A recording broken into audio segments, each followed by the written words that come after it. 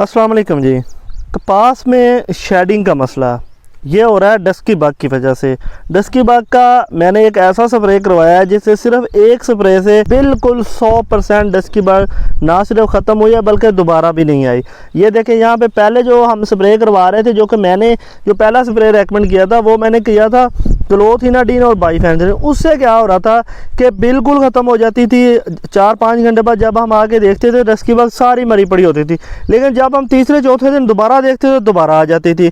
मैंने उसके तकरीबन 3 स्प्रे किए हैं, यही मसला कि दोबारा आ जाती थी और फिर से शेडिंग शुरू हो जाती थी।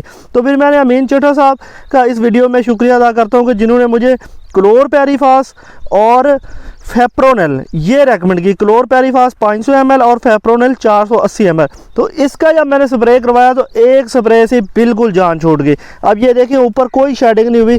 ये कोई हल्की माड़ी है तो ये शायद मौसम की वजह से या किसी और वजह से। बाकी ये देखें एक दाना भी कहीं ढूंढने से भी नहीं मिल रहा डस्की बग का। ये देखें बिल्कुल क्लियर रिज़ल्ट, ये देखें। तो अगर आपको भी ये मसला आ रहा है, बल्कि हर जगह पे ये मसला आ रहा है, सीजनल स्विंग में भी और अगेती कपास में भी डस्की बग का, तो मेरे भाई बगैर कोई टाइम ज़ाया किए आप क्लोरपेरिफास और फेप्रोनॉल का स्प्रे लाजमी करवाएं। ये स्प्रे आप करवाएंगे तो ही आपके टिंडे बनने का अमल शुरू होगा, वरना शेडिंग होती रहेगी और आप समझेंगे पता नहीं शायद मौसम की स्ट्रेस है या कोई भी है। और आखिर में एक बात जो कि बहुत ज़्यादा ज़रूरी है कपास की वीडियोज़ के लिए, कपास की खाद प्लान, वाइट फ्लाई का कंट्रोल, फंगस का प्रॉब्लम, हर तरह के मसले के लिए भाई इससे बेहतर आपको चैनल नहीं मिलेगा, इससे बेहतर आपको पेज नहीं मिलेगा।